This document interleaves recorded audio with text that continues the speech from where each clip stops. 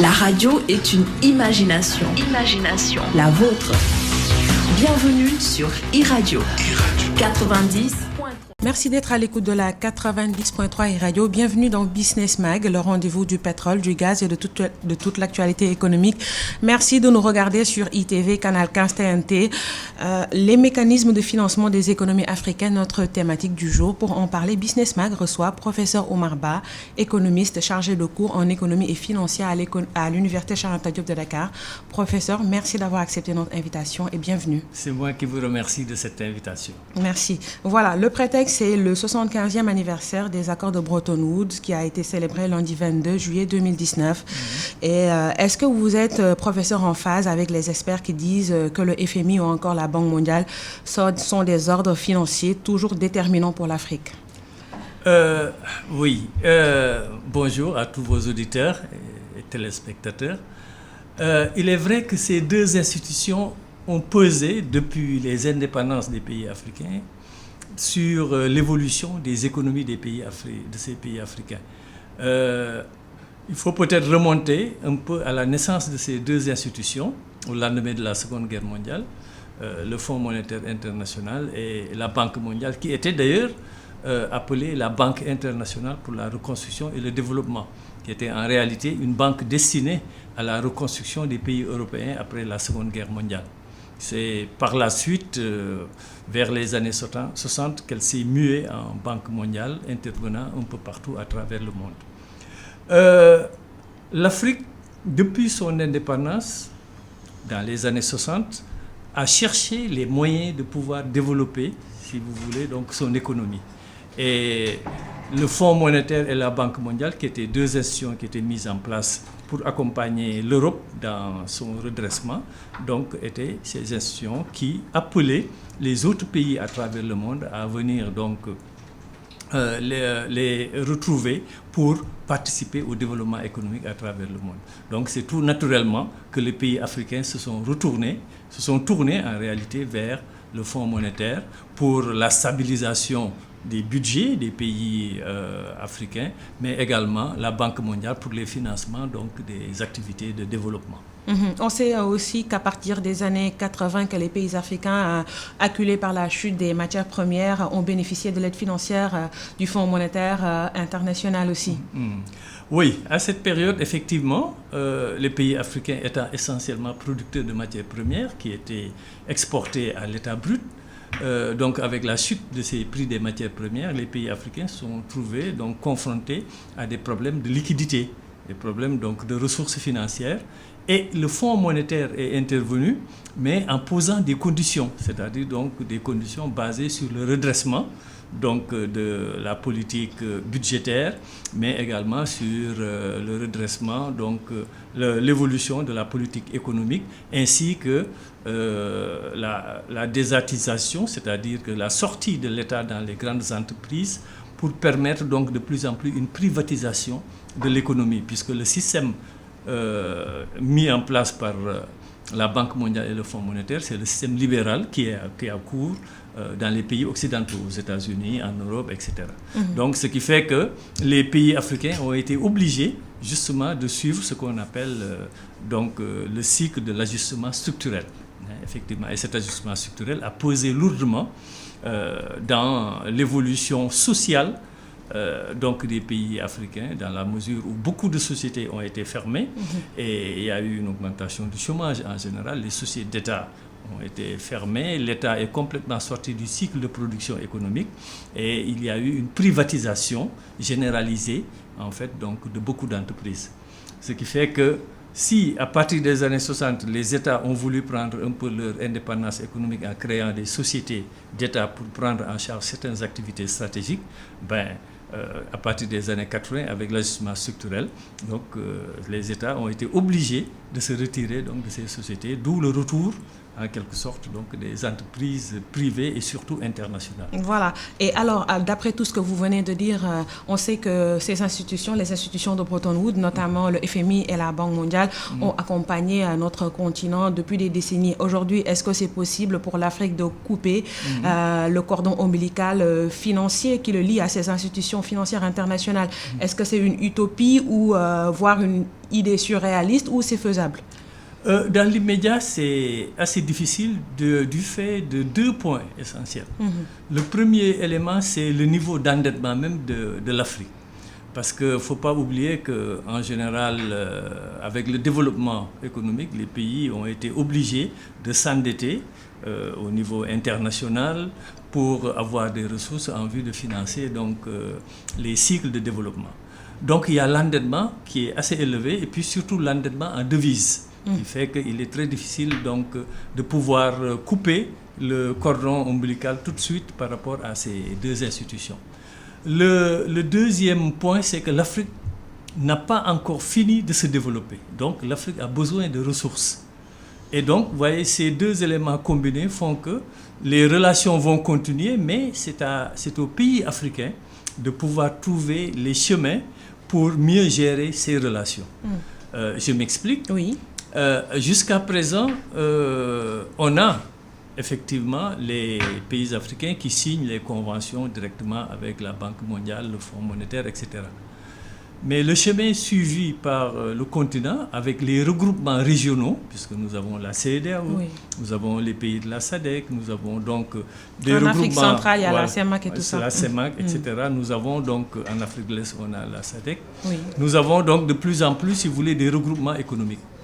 Et ces regroupements économiques vont peser sur les relations avec ces 2 institutions. C'est-à-dire que de plus en plus, si nous prenons l'exemple de la CEDEAO, qui est en train donc de s'avancer dans le cadre monétaire, dans le cadre donc d'une plus grande union économique et plus tard monétaire, donc ces groupements sous-régionaux vont peser dans les négociations avec les institutions en imposant leur propre programme de développement et ne pas suivre les programmes proposés ou imposés par Excusez-moi de vous couper la parole, professeur. Est-ce que l'arrivée de la future monnaie éco peut-être va changer la donne? C'est l'actualité aussi. Oui, à l'heure actuelle, sur le principe, c'est très important qu'on ait l'éco, c'est-à-dire qu'on ait cette monnaie d'intégration qui va intervenir à partir de 2020, l'année si tout prochaine. Se passe bien, oui. Sur le principe, c'est-à-dire qu'en 2020, on parlera d'une monnaie qui ne sera pas encore réelle, mais qui est là et qui se destine dans le futur pour les pays membres de la CEDEAO. Donc, sur ce principe-là, donc le principe de la création de l'éco est essentiel et je pense que je le salue en fait. Je salue cette... Donc cette monnaie va nous aider progressivement à moins dépendre de ces institutions. Voilà, progressivement de ces institutions. Dans le long terme, moyen terme. Disons que c'est entre le moyen et le long terme. Je dirais même un peu plus dans le long terme, dans une dizaine d'années, quinzaine d'années à peu près. Dans un premier temps, la CEDEAO, si nous prenons l'exemple de la CEDEAO, nous avons donc l'UEMOA qui en fait partie, le Nigeria et ainsi que les autres pays qui constituent les 15 pays membres de l'UEMOA. Mais nous pouvons constituer 3 blocs. Bloc UEMOA, qui est déjà constitué, intégré avec une unité monétaire, je ne l'appelle pas monnaie d'ailleurs, je l'appelle unité monétaire, unité d'échange en réalité. Le bloc Nigeria, du fait de sa puissance économique et justement de sa puissance de consommateurs, plus de 200 millions, si vous voulez, donc de consommateurs, et le bloc qui serait constitué par les autres pays membres de la CEDEAO, c'est-à-dire donc le Ghana, le Libéria, la Sierra Leone, la Guinée, Gambie, etc. Donc ces pays, on aura 3 blocs avec la monnaie ECO, qui sera une monnaie, si vous voulez, donc de supervision de l'ensemble de ces 3 blocs. Chaque bloc fonctionnera, l'UEMOA va continuer de fonctionner, mais dans ces transactions internationales, l'ECO interviendra de plus en plus comme une monnaie d'échange à l'international. L'ECO à côté du dollar et de l'euro, c'est... L'ECO, voilà, serait une monnaie pour la zone ouest africaine, pour les échanges financiers internationaux, et qui serait donc sur le marché d'échange, qui pourrait être accepter à chaque fois qu'il y aura des exportations, les règlements se feront en éco. Ce qui fait que nos clients importateurs à l'étranger chercheront de l'éco pour pouvoir faire les règlements aux exportateurs de la CEDEAO. Vous voyez, ça permettra l'affirmation de cette monnaie progressivement dans le temps. Mais dans l'immédiat, chaque bloc fonctionnera à l'intérieur de son unité d'échange, telle que nous l'avons en CFA, le Naira de l'un côté, et puis il y aura peut-être les différentes monnaies qui se constitueront des autres pays pour pouvoir faire donc les échanges. Ce qui fait que les 3 blocs feront des échanges entre eux. Ça ne posera pas de problème et ça permettra de mieux gérer les devises, les réserves de change qui seraient détenues par la Banque centrale de la CEDEAO. Donc l'éco, une aubaine pour l'Afrique alors? C'est quelque chose qui vient en son temps et qui est utile dans le futur. Et parallèlement, on parle de la ZLECA aussi, donc nous sommes dans les starting blocks, sur la bonne voie. Absolument, puisque l'Afrique, c'est le continent du XXIe siècle. C'est là où tous les investissements vont s'orienter pour réaliser les infrastructures, parce que c'est le continent qui n'a pas encore les infrastructures nécessaires pour coller donc à l'économie mondiale. Et donc c'est ce continent-là qui va recevoir les investissements, les infrastructures, mais également le développement économique du fait de l'importance de sa population, de ses consommateurs. À l'heure actuelle, nous sommes à plus d'1 milliard et vers 2030-2050, on prévoit de doubler pratiquement. On se rapprochera de 1,5 milliard, etc. Donc, comme vous voyez, c'est un marché important, essentiel, qui permet de raccorder l'Afrique au reste du monde sur le plan économique. Et rompre ce qu'on appelle la malédiction de l'échange inégal, parce qu'on sait que nous ravitaillons le monde en matières premières. Quand on parle de nous, c'est l'Afrique. Et le paradoxe, professeur, je ne vais rien vous apprendre, les prix sont fixés par les acheteurs, qui sont les pays européens. Une fois ces produits sont transformés à l'étranger et revendus en Afrique avec des prix exorbitants, ce qui a toujours lésé et miné nos économies. Je pense qu'avec tout ce que vous venez de dire, avec l'éco, avec la ZLECA et une tendance à vraiment se départir de l'aide au développement, je pense qu'on va rompre définitivement avec ce qu'on appelle l'échange inégal. Absolument, c'est ce qu'on a appelé la détérioration des termes de l'échange du temps depuis Senghor. Nous, jeunes enfants, on entendait parler de ça. Disons que l'Afrique, depuis les indépendances, on a vu même un peu avant, l'Afrique était une source de matières premières pour les pays industrialisés européens et ensuite américains. Et ce qui fait que même les produits de ces matières premières sont fixés dans les pays européens, pays américains. Voilà, c'est ça. Que ce soit le cours du cacao, le cours du pétrole que nous produisons, mais également le cours du bois, etc. En fait, ces cours sont fixés selon les marchés qui sont détenus au niveau des pays européens. Qu'est-ce qui va se passer? Avec l'industrialisation de l'Afrique, nous allons voir l'arrivée donc d'investisseurs qui vont créer des structures de production et de transformation de ces matières premières en produits finis destinés à la population africaine. Parce que, comme je vous le disais, nous sommes plus d'1 milliard et quelques de consommateurs. Donc, vous voyez, le marché est là, la matière première est là, les sources de matières premières. Qu'est-ce qui reste? Ce sont les unités de transformation et d'industrialisation, avec évidemment les infrastructures donc de communication routière, ferroviaire, etc., qui vont se développer. Ce qui fait que, et pourquoi souvent j'ai l'habitude de dire que ce 21e siècle, en fait, c'est le siècle de développement économique de l'Afrique, c'est-à-dire de sortie, si vous voulez, donc de cette situation donc de dépendance donc du marché international. Voilà, cette situation de dépendance du marché international. Pourtant, professeur, le Ghana a réussi le pari. Récemment, le président ghanéen Nana Akufo-Addo a décidé de se passer de l'aide financière du FMI et a bouclé seul son budget. Alors, est-ce que nous pouvons suivre cet exemple, nous déjà le Sénégal et peut-être les autres pays? Les autres pays. C'est une possibilité, c'est une volonté politique. Cela veut dire qu'en fait, un budget d'un État est constitué par ses ressources, en général, d'abord, et ensuite des emprunts et des aides de l'étranger. Les ressources, c'est essentiellement dans tous les pays du monde, c'est d'abord les recettes fiscales pour constituer le budget. Mais également, le pays peut avoir d'autres ressources provenant donc de l'activité économique. C'est le cas du pétrole. On a des ressources pétrolières, donc ce sont des ressources qui viennent en addition On peut avoir d'autres ressources éventuelles, minières, etc. C'est le cas du Ghana, ils ont du pétrole, ils ont un peu aussi des ressources minières, etc. Donc, si nous prenons l'exemple du Sénégal, c'est une situation qui se poserait donc dans 3 ans à peu près, où des ressources pétrolières, gazières viendraient normalement participer à la consolidation budgétaire de l'État.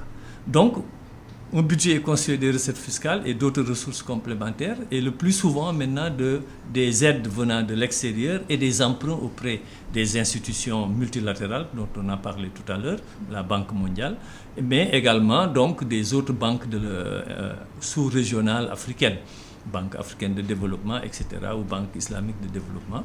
Mais aussi, l'État peut emprunter sur le marché financier pour préparer donc son budget, avoir des ressources. Maintenant, qu'est-ce qu'a fait le Ghana? Le Ghana a beaucoup plus orienté, si vous voulez, son budget vers ses ressources propres, avec donc des financements aussi venant donc d'autres organismes autres que les multilatérales tels que le Fonds monétaire ou la Banque mondiale. C'est déjà un premier élément d'indépendance, mais pour cela, il faut que le pays soit solide sur le plan de ses ressources fiscales et de ses autres ressources financières ou bien des ressources gazières, pétrolières ou des ressources minières. Donc ça, c'est important. Une fois que c'est fait, maintenant, il faut qu'il y ait une politique de gestion rigoureuse. Et ça, c'est le point faible de l'Afrique. La gestion rigoureuse donc, des budgets, c'est-à-dire donc avoir des budgets qui se rapprochent de la réalité. Il ne sert à rien de créer des budgets de milliers de milliards alors qu'on sait que les ressources ne sont pas disponibles. Cela crée toujours des contraintes et des difficultés pour la réalisation budgétaire, donc pour l'année en cours. Et c'est ce que nous rencontrons dans nos pays africains, mais le Ghana est à encourager et c'est un exemple pour que les autres pays suivent donc, ce chemin. Mais la gestion rigoureuse, c'est l'élément de base. Voilà, la gestion rigoureuse, c'est l'élément de base. Parole du professeur Omar Ba. Nous allons nous pencher sur le cas du Sénégal. On sait que notre budget avoisine les 4 000 milliards de francs CFA, professeur, dont 2 500 milliards de recettes fiscales.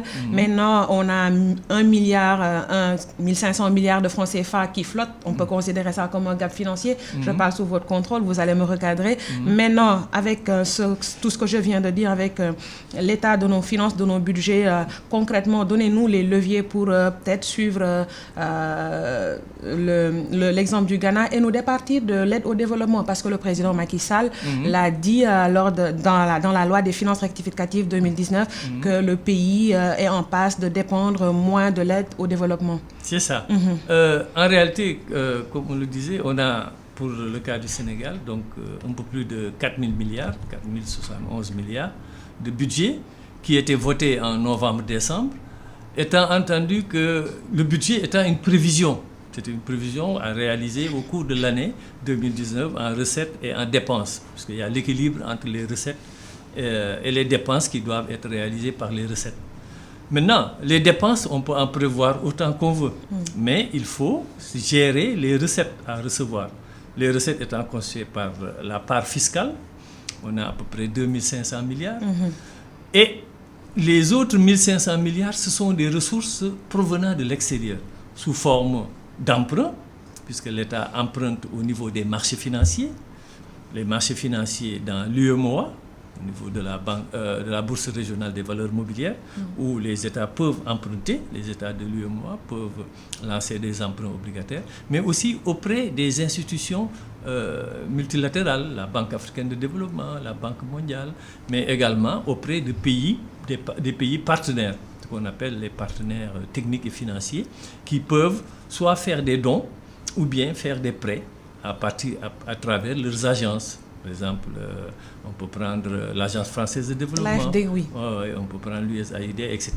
Bon, maintenant, est-ce que toutes ces ressources vont arriver à temps et vont arriver au cours de l'exercice, au cours de l'année? C'est pourquoi il y a eu la loi rectificative en juin. Pourquoi? Parce qu'on a vu que les recettes fiscales attendues donc, sont en chute, en baisse par rapport donc, aux prévisions, puisque le budget était une prévision. Il fallait donc redresser, recadrer. C'est pourquoi on a fait la loi de finances rectificative, avec une baisse des recettes.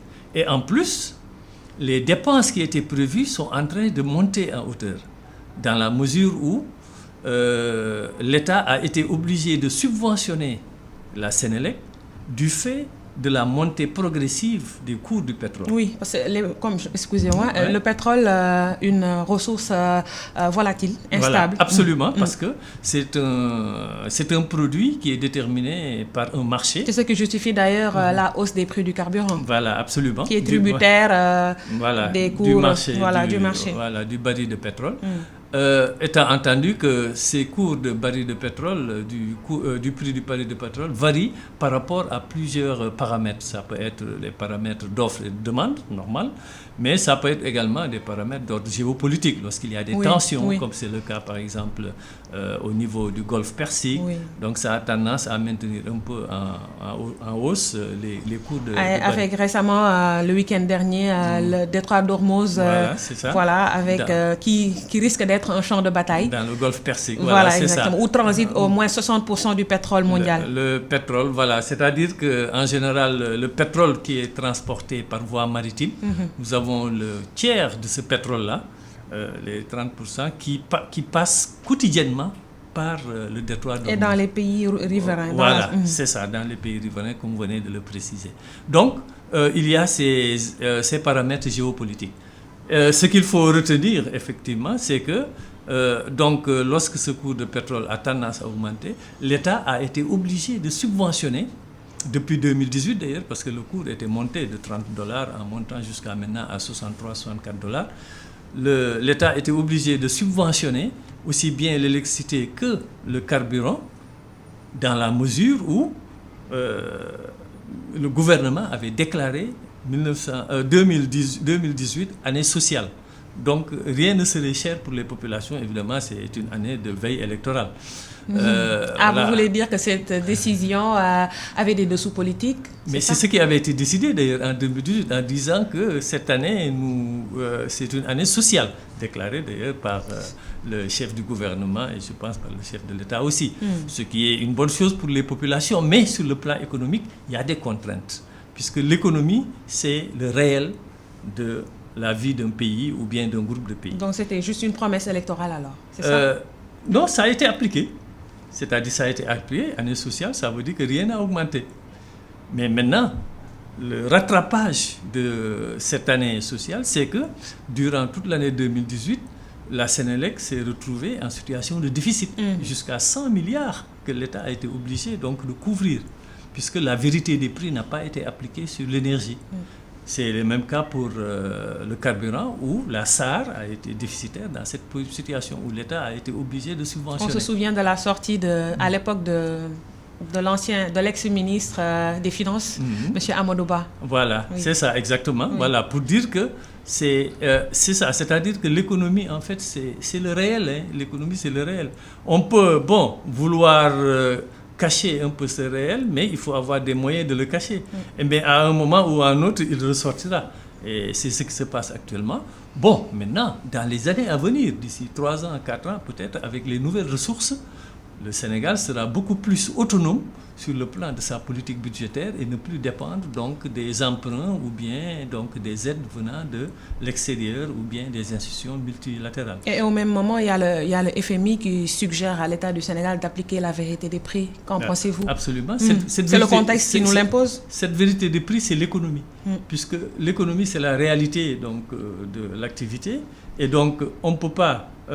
cette vérité des prix, elle interviendra. Soit on est en situation d'économie libérale, donc il y aura moins de subventions et donc de plus en plus nous allons assister à une certaine augmentation des prix qui dépendent donc de la situation du marché national et international. Donc cette vérité des prix, elle s'imposera à un moment ou à un autre. C'est ce que nous avons vu dans beaucoup d'autres pays africains. Vous vous souvenez un peu du Soudan, c'est parce qu'il y a eu des augmentations, qu'il y a eu des événements, que ce soit en Tunisie, un peu partout d'ailleurs à travers le monde. Cette vérité des prix pose des problèmes pour les populations sur le plan social, mais sur le plan économique, ce sont des réalités qu'on ne peut pas ausculter. Vous êtes bien sur iRadio 90.3, vous regardez bien ITV, Canal 15 sur la TNT, vous écoutez et regardez en même temps Business Mag, le rendez-vous du pétrole, du gaz et de toute l'actualité économique. Professeur Oumar Oumar Ba, notre invité du jour. Professeur, nous avons du pétrole, oui, nous avons du gaz, nous avons également un potentiel minier énorme.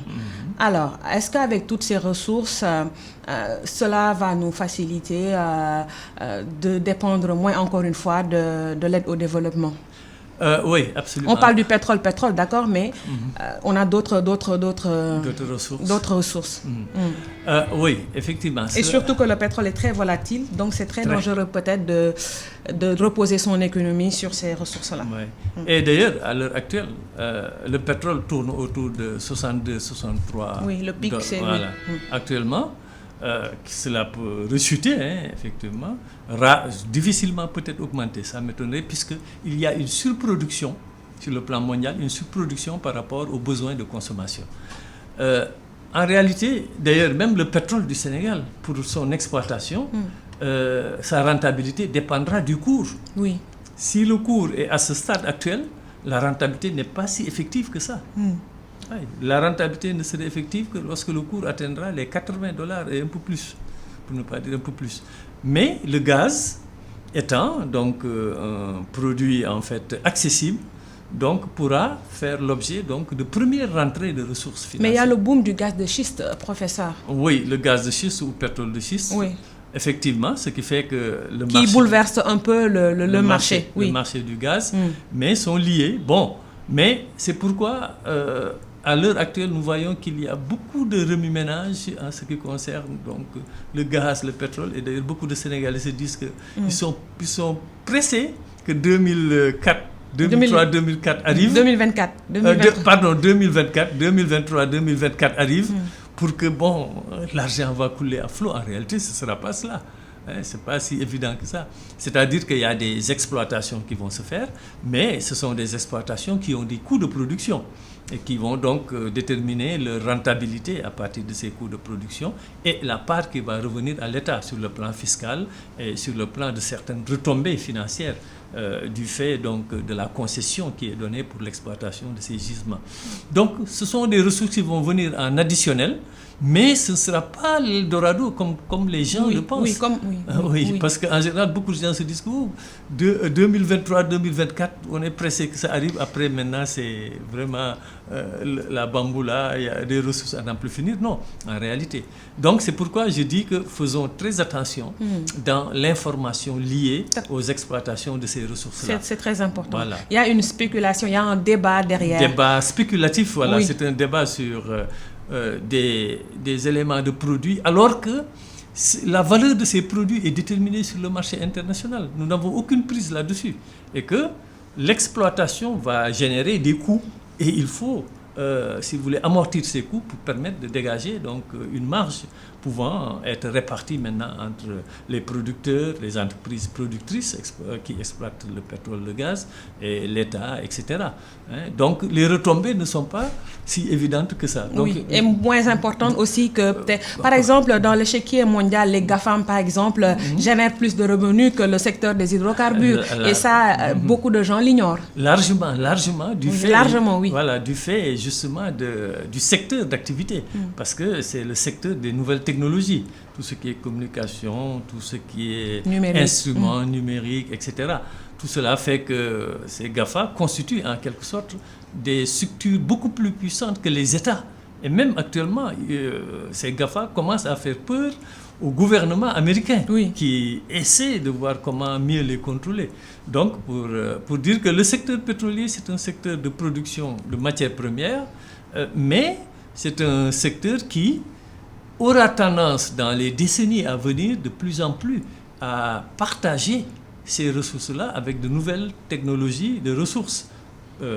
Les ressources éoliennes, les ressources solaires, etc. Par exemple, l'État du Sénégal a un projet avec la Sénélec, le gaz Toupao, la transition énergétique. La Sénélec va passer d'ici 2 à 3 ans au tout gaz, une énergie propre, l'énergie mixte. Ça, c'est déjà bien. Absolument. Mais il faudrait que les Sénégalais comprennent aussi, professeur, que ce pétrole ne va pas régler tous les problèmes des Sénégalais. Voilà, peut-être pousser l'économie à se développer. Tout à l'heure, vous avez évoqué la question de l'industrialisation de notre économie, peut-être on peut compter sur le pétrole et le gaz pour l'installation d'unités de production, de transformation. Surtout de transformation, puisque même à partir des produits gaziers et pétroliers, qu'on puisse avoir des unités de transformation qui puissent fabriquer des produits finis. Donc on crée des unités d'usines, des usines de fabrication, de transformation. Donc il y aura des créations d'emplois et des exportations. Ces produits finis qu'on va fabriquer ici à partir des usines installées au Sénégal seraient exportés vers les autres pays, la sous-région, vers l'international. Et c'est ça qu'il faudra encourager. Et c'est ça qui participera au développement économique. Puisque en réalité, l'économie d'un pays se fera par la création de richesses. Son développement se fera par la création de richesses. Et cette création de richesses passera par l'installation d'unités de production, d'entreprises commerciales, de production, d'entreprises d'exportation, qui créent des emplois et créent donc de la richesse de consommation également à l'intérieur du pays.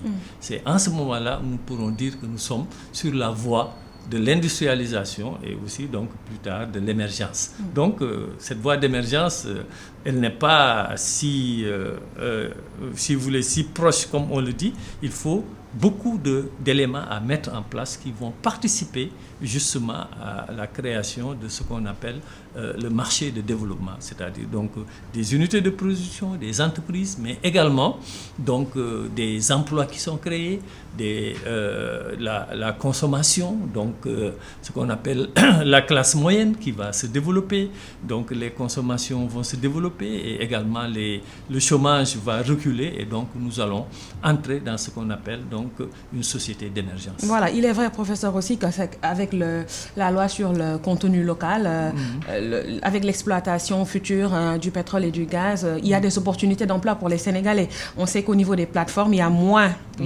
parce que il faut des techniciens spécialisés. Voilà, des techniciens spécialisés. Merci de m'avoir passé l'expression. Maintenant, après, au niveau de l'aval, il y a des opportunités d'emploi qui sont là, et le président de la République quand même a fait adopter la loi sur le contenu local. N'empêche, il faut que les Sénégalais savent que ce pétrole et ce gaz ne vont pas régler tous nos problèmes. Absolument. Mais néanmoins, il y a des opportunités d'emploi et de richesse. C'est ça. Ces opportunités dont on parlait tout à l'heure, c'est qu'il y ait des services pétroliers ou gaziers qui s'installent au niveau du Sénégal et qui permettront donc de créer des unités de production, donc créer des emplois, etc. et fabriquer des produits finis. Et la loi sur le contenu local a réglé cela. Voilà, c'est ça, exactement. Maintenant, il faut que dans la pratique, ça puisse se faire. Oui. C'est-à-dire que nous ne soyons pas dans la situation où les produits sont extraits gaziers et pétroliers depuis la mer et puis transportés directement à l'extérieur. Et donc, il faut qu'une bonne partie soit transformée ici, sur place. Maintenant, ça dépendra des négociations entre l'État et les différents producteurs.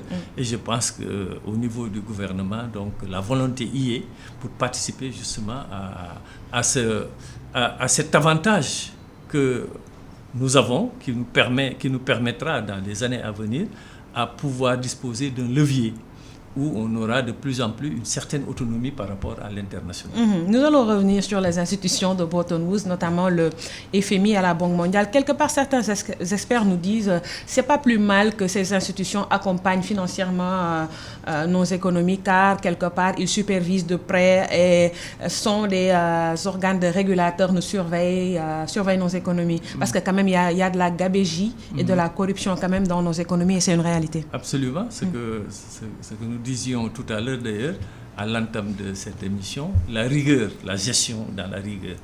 Ça veut dire que l'Afrique est perçue comme, si vous voulez, un continent où les dirigeants ont tendance en général à, si vous voulez, à une gestion du laisser-aller, laisser-faire, ce qui fait que cette rigueur de suivi, cette rigueur de contrôle, de supervision, est souvent biaisée.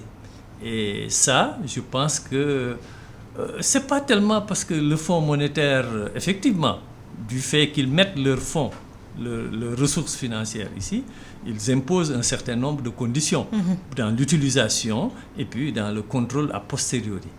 Mais rien n'empêche au niveau des États africains que la gestion se fasse de manière rigoureuse. Et ça, c'est une politique à mettre en place. C'est-à-dire que lorsqu'on parle de rigueur dans une gestion, c'est que les conséquences doivent suivre. Ça veut dire que si la gestion n'a pas été rigoureuse, s'il y a des fautes qui ont été commises, que les sanctions soient appliquées, qu'il y ait des sanctions positives ou négatives. Mais si nous laissons toujours passer cette gestion qui est souvent gabégique dans nos États africains, et c'est le laisser faire, laisser aller, etc., évidemment, on a beaucoup de ressources qui auraient dû être utilisées pour le bien des populations, mais qu'on retrouvera le plus souvent à l'extérieur donc, de nos États africains. Donc il faut régler le problème de la bonne gouvernance alors, professeur? Absolument, c'est la base. La bonne gouvernance, c'est la base d'un développement économique. S'il doit y avoir un développement économique, c'est une rigueur qui est basée sur une bonne gouvernance de la gestion des affaires publiques, c'est-à-dire de la gestion du bien public. C'est-à-dire que tout ce qui appartient à l'État soit géré de manière donc rigoureuse, de manière rationnelle, en vue d'un objectif qui est déjà prévu, c'est-à-dire c'est le développement économique du pays. Donc ça, il faut que nous arrivons à cette situation-là et que nous ne soyons pas souvent dans l'attente de l'Européen, de l'Américain, ceux qui sont dans les institutions, ils viennent, ils disent « vous avez bien fait, vous n'avez pas bien fait, faites ceci, cela ». Non. Les Africains ont assez de ressources humaines, assez de ressources naturelles pour pouvoir maintenant rationaliser tout cela en vue donc, de s'orienter vers un bon développement économique, mais encore basé sur une politique rigoureuse donc, dans l'utilisation de ces ressources humaines, financières et énergétiques. Dans ce débat, professeur, on pointe souvent du doigt les autorités, l'État, mais la population aussi a sa part de responsabilité. Quand un pays veut se départir de l'aide au développement, la population doit aller au travail et changer de mentalité aussi. Vous êtes d'accord avec moi? Absolument, absolument. C'est la base d'ailleurs. Si on parle d'une politique rationnelle, ça veut dire que les gens doivent se mettre au travail. Évidemment, dans cette situation, pour se mettre au travail, il y a la mentalité. Il faut que les populations africaines aient l'objectif de travailler, de créer de la richesse et de pouvoir bénéficier de cette richesse. Mais est-ce que les conditions de création de cette richesse, ou bien les conditions de travail existent? Tout le problème se pose, parce que si nous voyons actuellement, il y a souvent de plus en plus à partir de l'Afrique, et cela va se développer, tant que nous sommes dans cette situation, des populations jeunes le plus souvent, qui quittent dans des conditions extrêmement difficiles le continent pour aller chercher, si vous voulez, à gagner des ressources ailleurs, à l'extérieur, généralement en Europe. C'est à peu près un peu la même chose aussi en Amérique latine, pour les quelques pays pauvres de l'Amérique latine qui cherchent à remonter vers les États-Unis. Donc ça, c'est dans la nature humaine. Maintenant, c'est aux autorités. On dit toujours les autorités, les gouvernements, parce que c'est eux qui sont à la tête. C'est eux qui doivent donner le bon chemin, c'est eux qui doivent orienter. Évidemment, si cette orientation n'est pas bien menée, cela pose toujours un problème pour les autres populations qui se disent que bon, ils n'ont pas de chance ici et que donc il faut aller chercher ailleurs quelque chose. Et donc nous sommes dans cette situation. Maintenant, les regroupements que nous faisons actuellement en Afrique, que ce soit des regroupements sous-régionaux avec la ZLECA qui va se mettre en place, c'est pour permettre un développement économique intégré au niveau africain. Parce qu'il ne faut pas oublier que les échanges, parce qu'en fait, le développement reposera beaucoup sur les échanges commerciaux, le commerce bilatéral, multilatéral, mais les échanges intra-africains sont extrêmement faibles. Extrêmement faibles. On ne dépasse pas 8% des échanges intra-africains. Chaque pays africain commerce beaucoup plus avec l'Europe, les États-Unis. Pourquoi, professeur? Voilà. Qu'est-ce qui explique ce phénomène?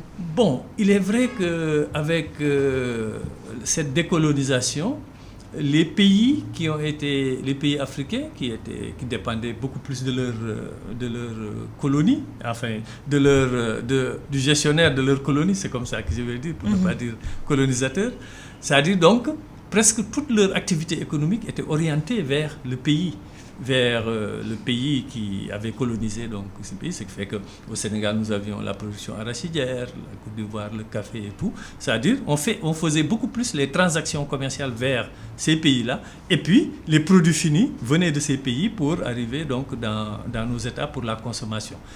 Maintenant, donc il y avait ces cloisonnements francophones, pays francophones, arabophones, pays anglophones, etc. Maintenant, avec cette ZLECA, ça veut dire qu'on va développer l'interchangeabilité économique entre les pays africains. En quoi faisant? Il faut d'abord développer les infrastructures routières et ferroviaires. Il faut qu'il y ait, parce que les produits ne peuvent pas être commercés facilement dans le continent. Il faut donc les infrastructures routières, ferroviaires et maritimes. Qu'on puisse vendre beaucoup plus en Angola, en RDC, en Afrique du Sud, par rapport à la vente en Europe.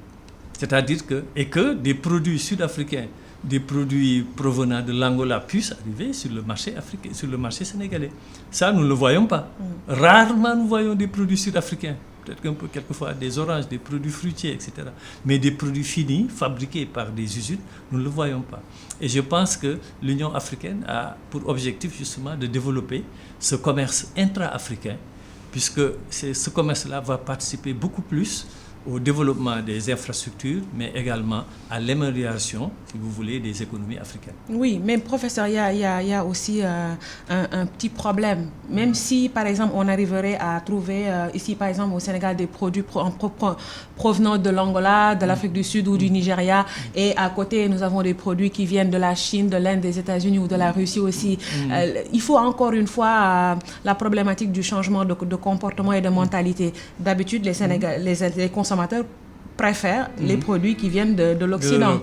Oui. En général. Mais maintenant, donc ici, ça effectivement, oui. Oui, le mal est là, est socioculturel, on va dire. Je parle sous votre contrôle. Oui. C'est ça, mais il y a une politique économique à mettre en place. Ça veut dire que, si nous prenons l'exemple même de la CEDEAO, donc au niveau de la CEDEAO, avec l'intégration qui est en cours, qu'est-ce qui va passer?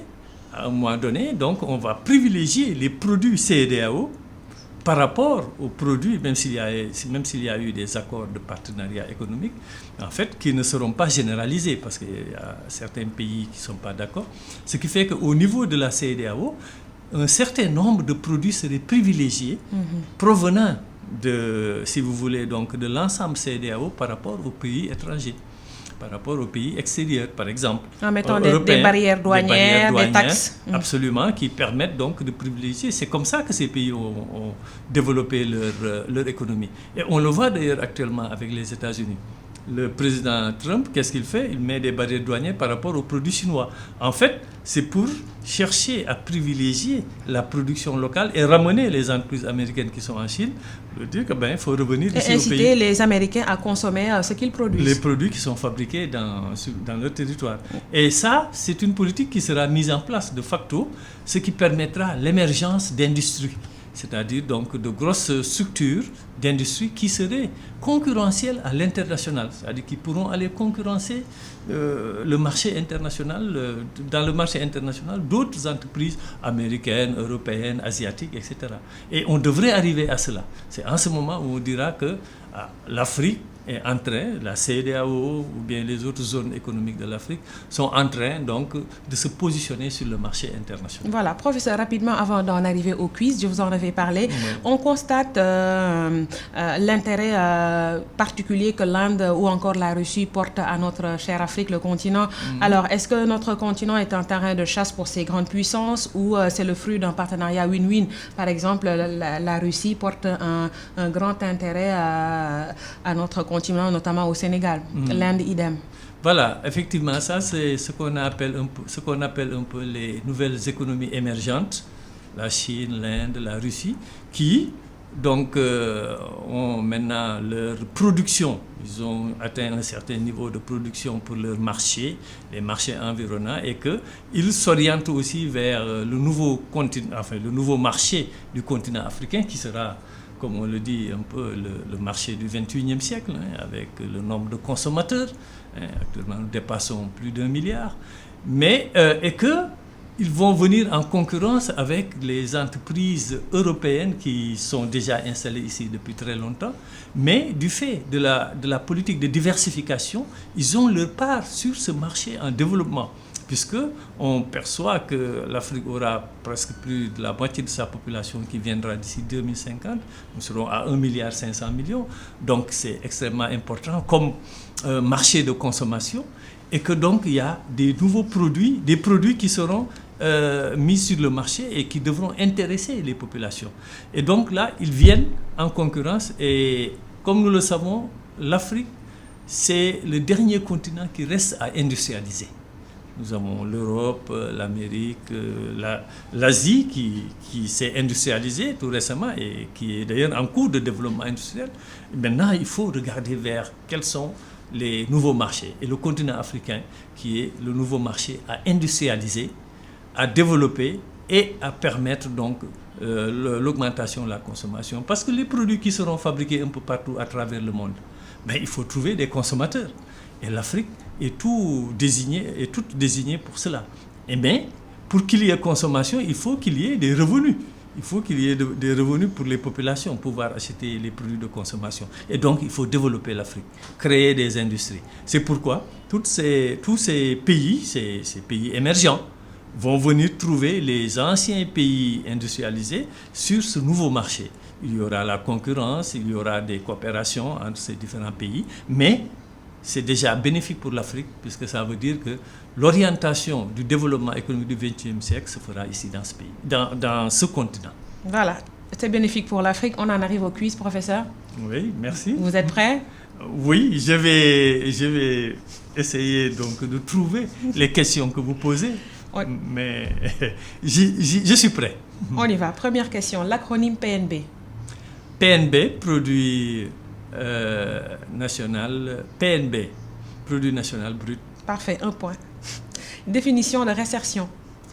Récession. Oui. Récession, ça veut dire, c'est un peu, si vous voulez, une baisse donc de l'activité économique. Voilà.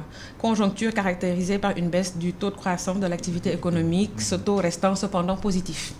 Voilà. Ça, c'est une devinette. Je suis né le 13 février 1766. Je suis décédé le 29 décembre 1834.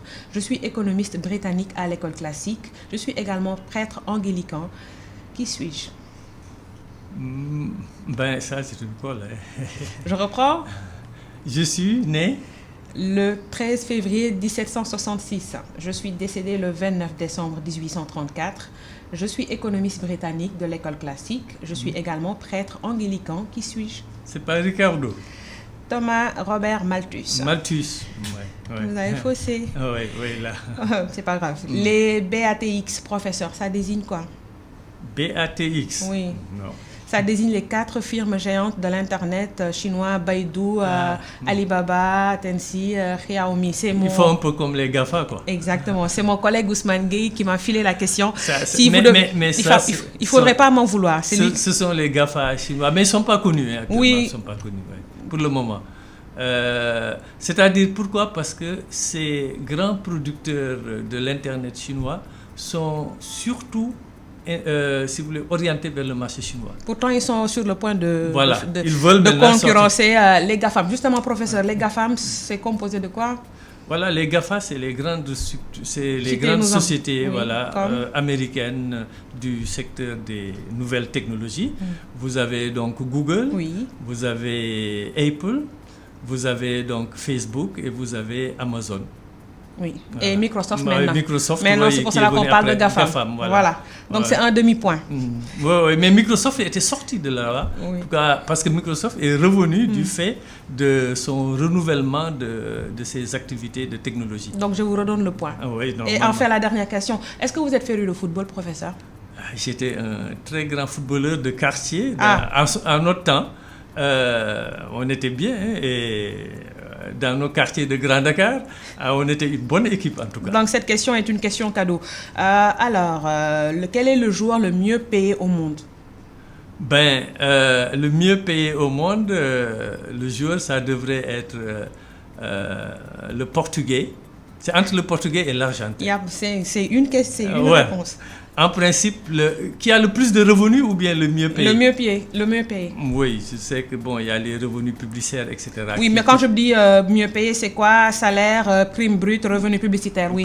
Pour l'année 2018-2019. 2018-2019, je parlerai plutôt de Ronaldo, du Portugal. Vous avez faussé, c'est Lionel Messi. Voilà. C'était entre les deux. Oui, qui a touché pour la saison 2018-2019 130 millions d'euros, soit 86 400 milliards de francs CFA. Et il est sociétaire de quel club? Oui, il est sociétaire donc du club de Barcelone. Parfait. Et de Ronaldo. Par contre, Ronaldo, un peu moins. Oui, un peu moins. Mais voilà. ils sont pas très loin. Ils sont pas très loin. Merci au professeur Oumar Ba. Merci d'avoir accepté mon invitation. C'est moi qui vous remercie de cette invitation. Merci à Pera Sagna qui était à la réalisation, également à Papi Roy-Mania, et merci à Biran Sissé qui a assuré la partie technique. Merci également à Gorgui Dieng. Gorgui Cham, oui, alias Bogos, qui était à la caméra. Tout de suite, la grande édition de midi de 12h, le Midi King avec Antoine Diouf. Merci, à samedi prochain. La radio est une imagination. La vôtre. Bienvenue sur iRadio 90.3.